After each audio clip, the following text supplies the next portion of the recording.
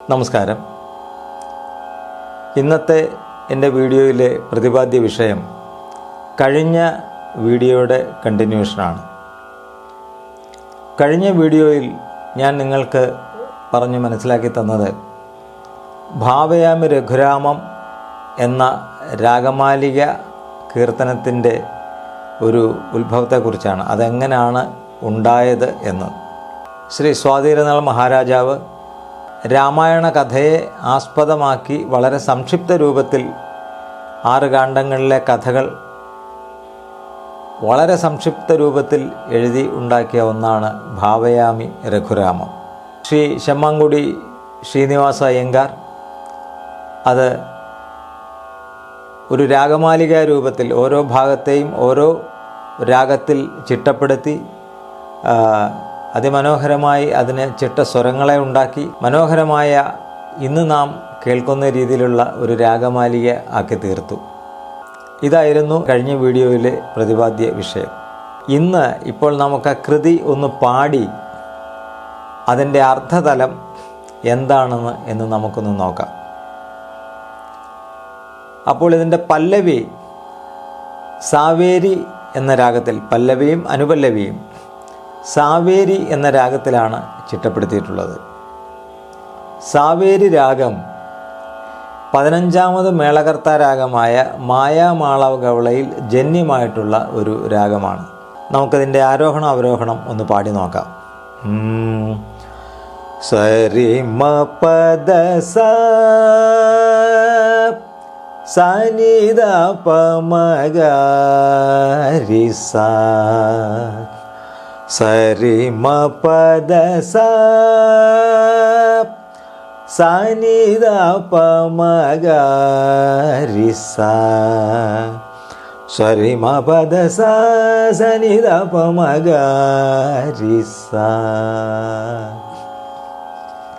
ഈ രാഗത്തിലാണ്, അതായത് സാവേരി എന്ന രാഗത്തിലാണ് പല്ലവിയും അനുപല്ലവിയും ചിട്ടപ്പെടുത്തിയിരിക്കുന്നത്. ഇനി നമുക്ക് ആ കൃതി ഒന്ന് പാടി നോക്കാം. ഭാവയാമി രഘുരാമം ഭവ്യസുഗുണരാമം ഭാവയാമി രഘുരാമം ഭവ്യസുഗുണരാമം ഭാവയാമി രഘുരാമം ഭവ്യസുഗുണരാമം ഭാവയാമി രഘുരാമം ഭവ്യസുഗുണരാമം ഭാവയാമി രഘുരാമം.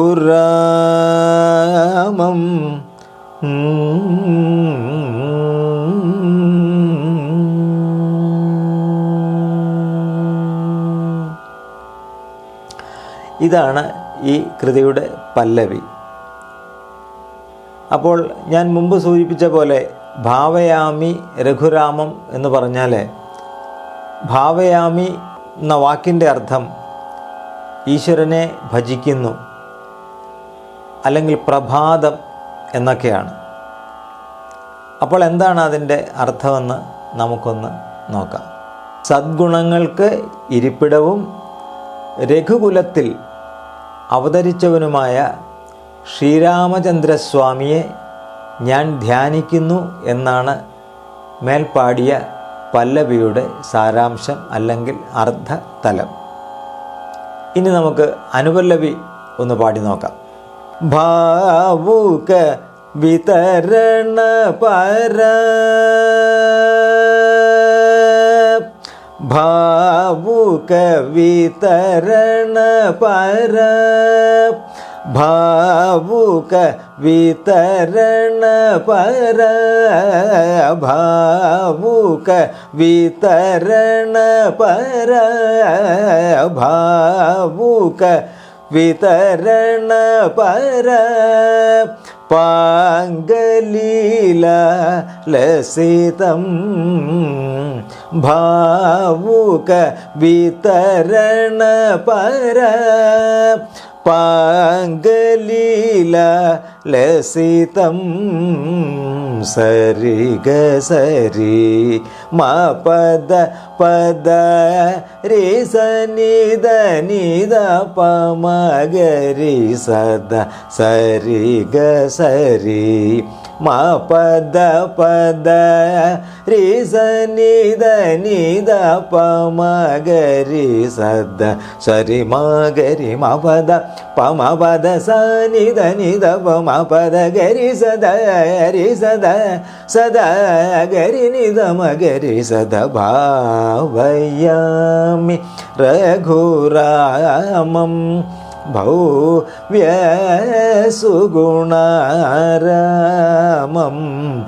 ഭാവയാമി രഘുരാമം.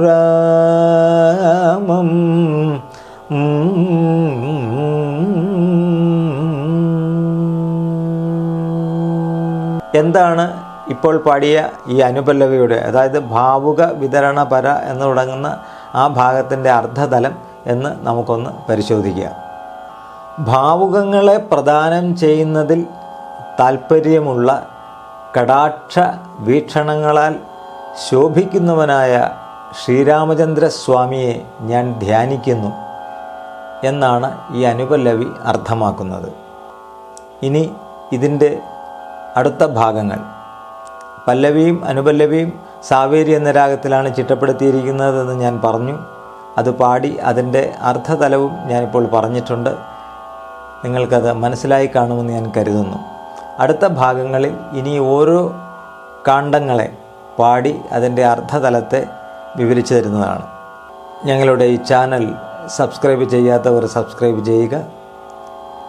സംഗീതപരമായിട്ടുള്ള കൂടുതൽ അറിവുകൾ ഈ ചാനലിലൂടെ നിങ്ങൾക്ക് ലഭിക്കുന്നതാണ്. ഇതിൻ്റെ ചരണഭാഗങ്ങളും അതിൻ്റെ അർത്ഥതലങ്ങളുമായി അടുത്ത വീഡിയോയിൽ കാണും വരെ നമസ്കാരം.